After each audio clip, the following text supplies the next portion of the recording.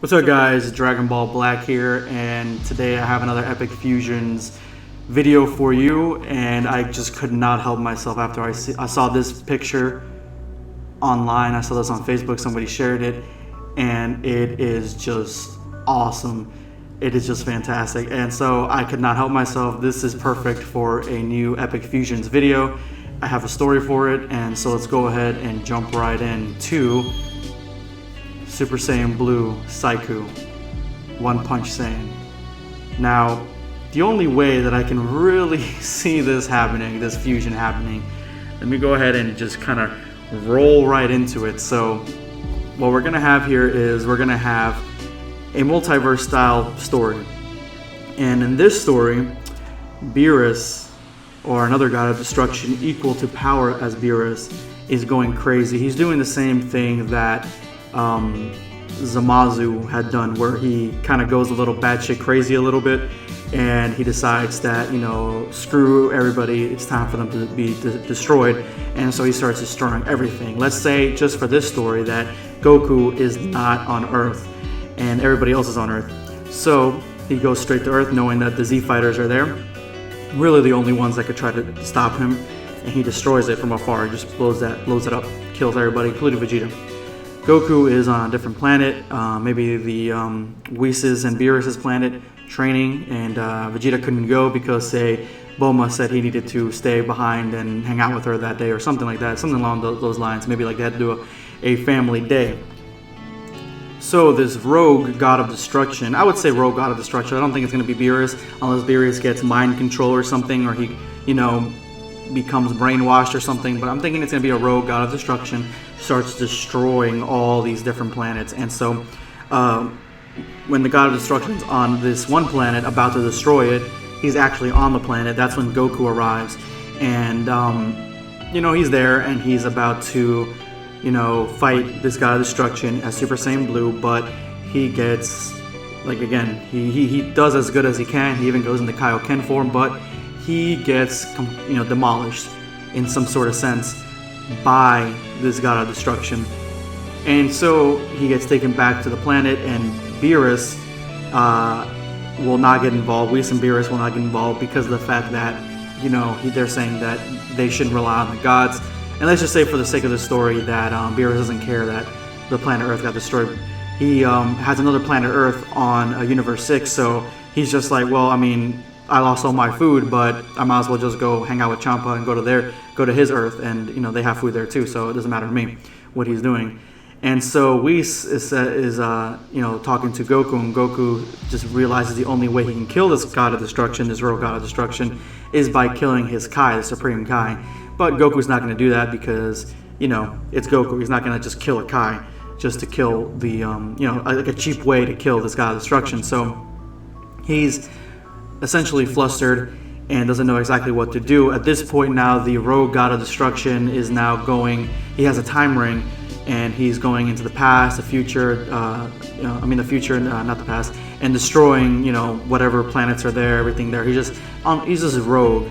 At this point now, he goes into different dimensions, and you know, he's going through different universes, and eventually he finds the Earth again on a different universe, and then this universe, this is One Punch Man's universe, and Saitama is just, I would say, maybe grocery shopping at this point, and he doesn't really know about the imminent dangers planet's on, and this rogue god of destruction lands on the planet, and at this point now, he's gotten bored from destroying planets afar, so that's kind of the reason that he's landing on the planets, and he's doing the same thing like Goku Black does. He's just destroying the Earth, the planet, you know, in a slower fashion, in a slower pace, more personal. And at this point, Goku realizes that he needs to go fight him again. Basically, Goku is not the, you know, sharpest tool in the toolbox. So essentially the same thing that happened when they kept going back and forth fighting Goku Black. He's actually trying to do that to fight this rogue god of destruction. So he ends up back on this. He ends up on this parallel Earth, and there's another universe's Earth, and he's looking for the god of destruction. At the same time, I would say One Punch Man, Saitama, ends up, you know, in front of the god of destruction, and he's like, I can tell you're powerful, so it's time. So this might actually be a fun fight. and the God of Destruction comes at Saitama. And I would say, a lot of people are saying whether Saitama could even defend against Goku at this level. I'm gonna say, just for the fun of it, that this God of Destruction, this Royal God of Destruction, is attacking Saitama not with his full power, just a little bit of power because he thinks he's just a human, and Saitama's easily dodging it, blocking it, flying away from it, kind of like the same way that he did with Boros. And so, in this fight, the God of Destruction realizes that Saitama is not any ordinary human. He's not, just a regular one that can be destroyed very easily. And I personally think that Saitama has unlimited amount of energy reserves that he has not shown yet. I haven't read the manga past the first season. I've only seen the first season of the One Punch Man anime, so I don't know exactly how powerful he does become eventually. But when he fought Boros, in my personal opinion, I think Boros, especially in his released form, is as powerful as Frieza final form, in my opinion. So if Saitama could easily deflect against that, I would say at that point, at the end of the series, the first season, he is probably as strong as a Super Saiyan 2, maybe going on to Super Saiyan 3. That's the way I see it. So he's easily dodging and flying around, and he hasn't really punched the Rogue God of Destruction yet, but he's about to do some punches on him.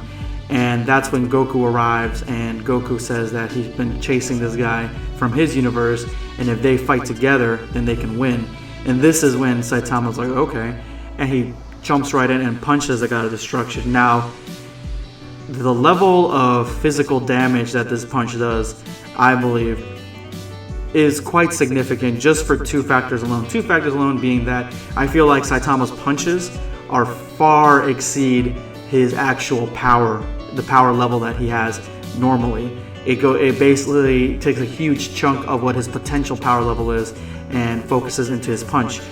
And the second thing is that I feel like the God of Destruction had his guard down because he's been fighting. He fought Goku before. Goku really gave him some trouble, but not too much. And then Saitama he's fought, and Saitama he summarized was weaker than Super Saiyan Blue Goku at that point. So he had his guard down. So this punch does damage to the Rogue God of Destruction. And so, he puts his guard up, and they both attack him, and he dodges, I would say just for the sake of argument, he dodges the majority of their punches. So he can't be hit up until they do some sort of combo, and they do get him. But this time he's ready for Saitama's punch, even though it still does damage. He's still kind of hurt from it. And then we have the Supreme Kai, who just loves to meddle in these things. If you guys have watched my Boku video, just loves to use that fusion in this. When I put him in stories. So he decides that he's watching the battle from afar through a crystal ball, and he's like, together, fighting together, they're almost, as good enough to, be able to overcome this Rogue God of Destruction. But, they're still weak. If they fuse together into one guy, then maybe they have enough power. Just like Goku as Super Saiyan 2 and Vegeta as Super Saiyan 2, apart really couldn't do too much damage to Majin Buu. But once it became Vegito and became even just a Super Saiyan as Vegito, they were wiping the floor with him. So Supreme Kai goes there, teleports there, or Whis takes him there, I don't even know. And then he gives them the earrings, and let's say, just for sake of argument, that it only lasts an hour, like it is in Super. And since we're using Super Saiyan Blue, it makes sense. So he gives them the earrings, and they combine to become Saiku. And let's see some of the powers that Saiku has. Not only does he have all of the powers that Goku has, he has the punches, the serious punches, the punches that take up almost like the full amount of strength that the Saiku can have, and puts it at the end of his fist. At the same time, though, I feel personally that One Punch Man Saitama has a bottomless pit of energy that he just doesn't pull up all the time, and that he can dig into, sort of like how Majin Buu has that bottomless pit of energy, or any other character that has a lot of energy. And I would say Kid Buu probably is the best example of this. and he has a bottomless pit of energy, and Goku takes advantage of it and uses it in the best of ways. Not only can he use beam attacks now, he can also fly around, and at the same time he has the same kind of lack of empathy, the lack of seriousness and happiness and sadness and all the emotions that Saitama lacks. That's the same sort of emotions that this character lacks as well. And the rogue god of destruction attacks him, and let's say at this point now the rogue god of destruction is kind of wounded at this point. He has taken some damage and he attacks him, but completely misses because Saiku is already right behind him, just like the move when Genos fights Saitama, and Saitama teleports literally right behind him, is about to punch him. And I would say the best way for this combination to end is that Saiku teleports right behind him. That's how fast he's going.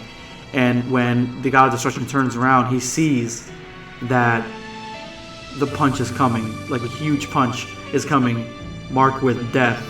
He gets punched right in the face.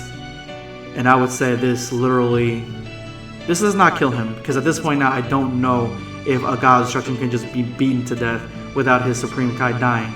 But I would say this cripples him. He's on the ground, he cannot move, he's done, his energy is depleted. He's not dead because I'm assuming that he's immortal up to the point where his Supreme Kai is dead. So his Supreme Kai comes, the Omni King comes, and what they do with this rogue god, the Omni King strips him of his title. I'm assuming that he can do that. If not, he then, you know what, he locks him up, puts him in some sort of space jail or something like that, and the rogue god of destruction is destroyed. Saiku defuses in, I would say, a half an hour, the same, or around half an hour, the same as it did with Goku and Vegeta when they were Super Saiyan Blue in the Goku Black arc. And then they, talk to each other. One Punch Man is like, wow, this is crazy. That was a lot of fun, this and that, blah, blah, blah. So we should do it again sometime. And then, Goku goes back to his timeline. One Punch Man is excited, and he has like this new, he basically got his, his happiness in being able to fight a strong opponent. Basically got satisfied in being able to fight a strong opponent, and that's how this story ends. And so this is the only way really I can think of this fusion even happening in some sort of way, and if it did, how it would go down. A lot of you guys will probably correct me on whether Goku is stronger, Saitama's not that strong, or Saitama's a lot stronger and Goku's not strong, and how this would go, and this one, and that would go. So let me know in the comment section below, guys. Let me know what you guys think of the story. Let me know what I got wrong, what I didn't get wrong, what I got right, all that stuff. And let's see if we can get over 25 likes for this video. As always, guys, thank you so much for watching. Please hit that subscribe button. Subscribe to Dragon Ball Black. I'm signing off.